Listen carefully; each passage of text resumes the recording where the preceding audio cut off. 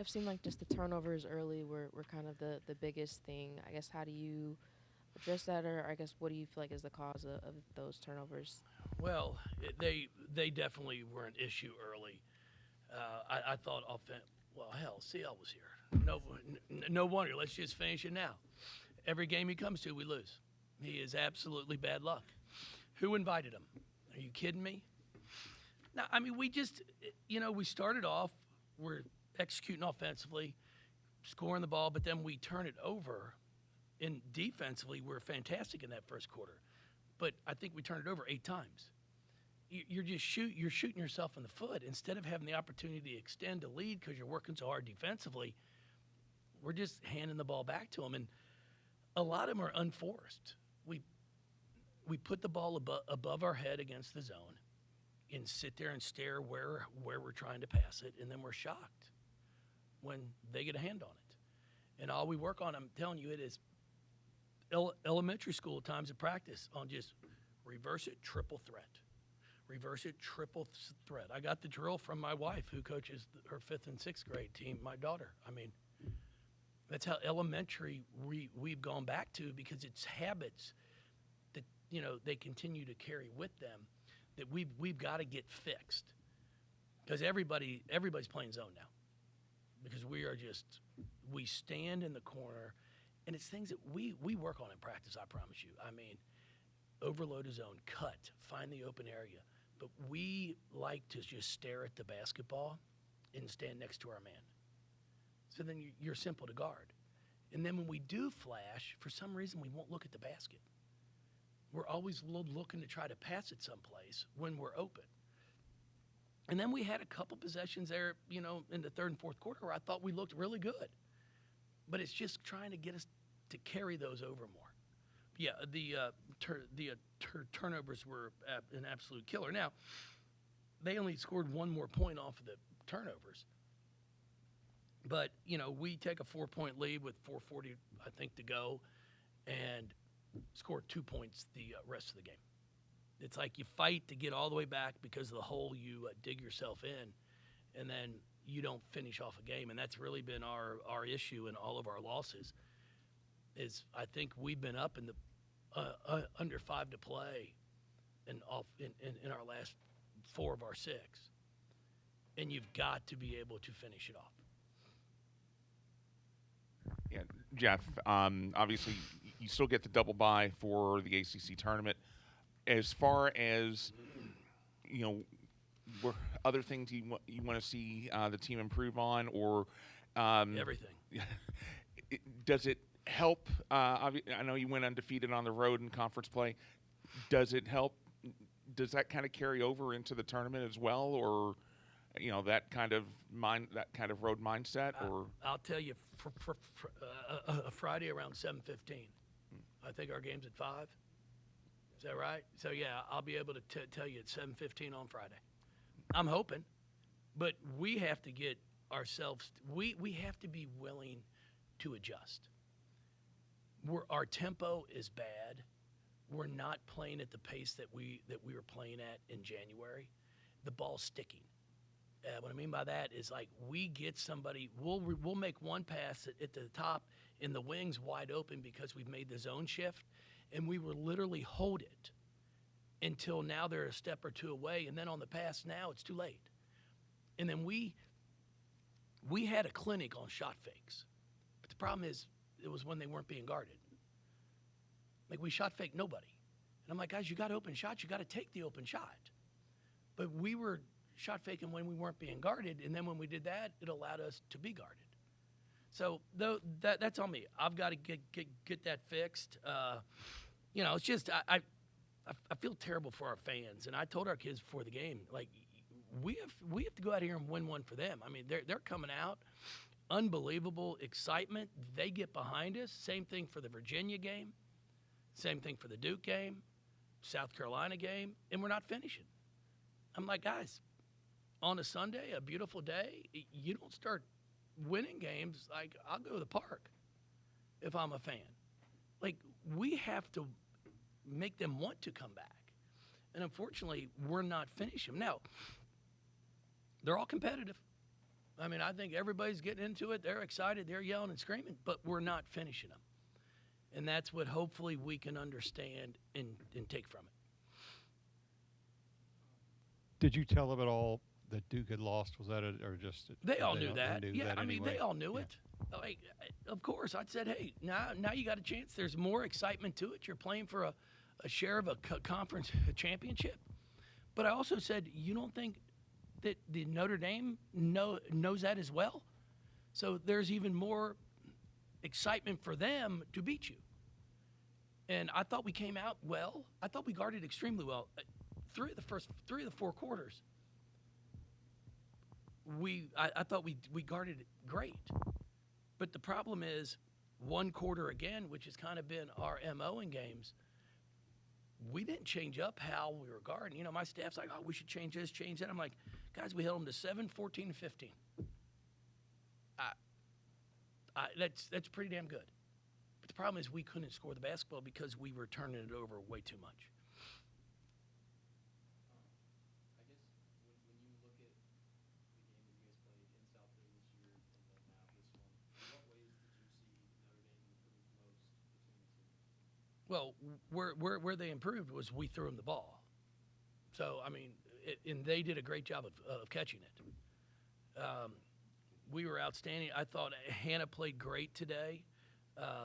You know, and they started off, especially in that second quarter, we let the ones that we know could shoot the basketball get open, and you can't do that. And when we played up there, we made it extremely difficult for the ones to shoot to get open looks. And today we just did not do a very good job of that at all. Talk about, I guess, just how good Hannah was today. As a coach, what does she do so much to affect how you go into a game, how you make mid-game adjustments, all of that? Well, she scores, she passes, she rebounds. She did turn the ball over 5 times, so if I was in the L, I'd make her walk back or get a greyhound, because that's bullshit. 5 turnovers. That's an embarrassment. Then she also had 5 steals, which would wash that out. So maybe you could get her an Uber instead of a greyhound. Yeah. I mean, you're really asking me what she does? Did you watch the game? She's fantastic. Yeah, I mean, she's dynamite. And we know that. I mean, you know, the crazy thing about it for us, I mean, she's had 3 games in her career where she hasn't had, I think, more than 3 steals. Okay? And 2 of them were against us. Because we've done a great job of isolating her and keeping her away from things. And today we did a poor job of that. We threw some passes to her. And then, you know, at the end, she comes up with a big steal there in a 1-point game. I didn't want to call a timeout because I wanted to just play into it to not give them a chance to set things up. And she made a big-time play. I mean, you have had teams that welcomed zones to come against you, and I know every team's different, but this stuff works, the zone offense stuff. But how difficult is it then to have to figure out some different way to do it or whatever? Yeah, I've got to try and put some things in. We've got some quick hitters that we executed and scored off of, but the problem is you can't run 50 quick hitters against the zone. We've got a zone offense that's very effective if we pass the basketball. And unfortunately, our past 3 games, we have just not passed it well. We're holding it. We're allowing them to match up with us. And it's those things where you try to teach them, stop staring at the ball and look at your man. Look at the person who's closest to you, and then find the open area to cut to. And we're just not doing that. We're literally just standing and then waiting to catch the ball. And then once I get it, the person that passes it to me is standing in the same spot. So we've got to get more cutting within our zone offense, which we've talked about. We worked on it. But unfortunately, we aren't executing it. So I've got to do a better job of teaching it. Jeff, you mentioned the games that you weren't able to close out at home, but you guys were able to close out like at NC State and at North Carolina on the road. Where's the disconnect? Like, would you say that that those would have been kind of the learning situations on the road, and you'd be able to execute it a little bit better at home? Well, I just think what I'm trying to get them to understand is like, and we'll show them the film. Like even the Virginia game, we take a lead, the crowd's going crazy, but our kids don't. They're not giving that same energy of let's get a stop, one stop, we need it. It's like we just think there's like 10 minutes more to go in the game. Like we're gonna play a fifth quarter, and that's what I'm trying to get them to understand is, man, when that crowd's behind you, you now have to really bring even more energy. They should be giving you more energy to come up with a big time stop. And unfortunately, we're not feeding off of it. And that's something that we've got to figure out when you're out there on the floor. Because, man, the crowd's been great. I mean, the place is loud in here. And we're just not, you get a 4-point lead. You need a stop score. And now all of a sudden it really starts to put some pressure on them.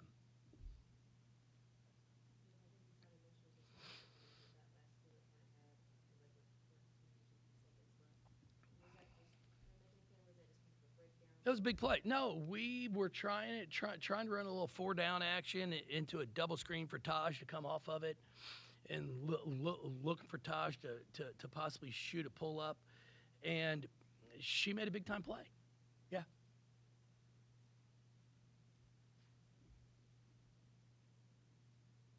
I wanted to ask one more thing about the end of the first half.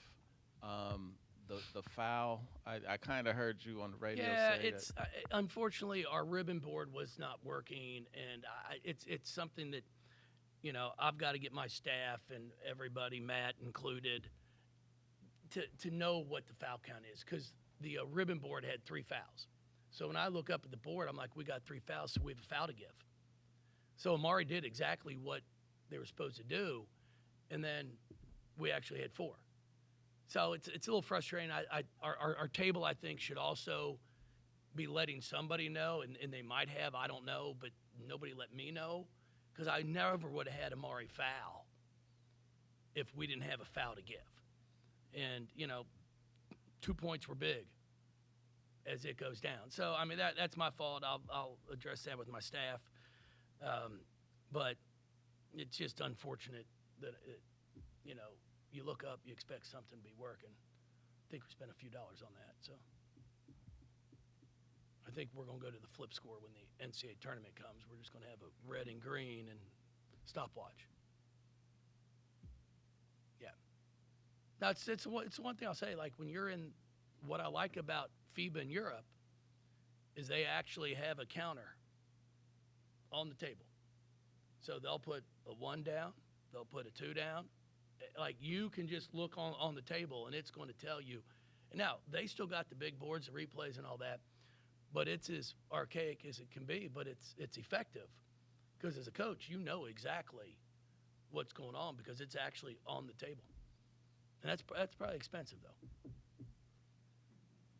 I can make it in the garage, I think.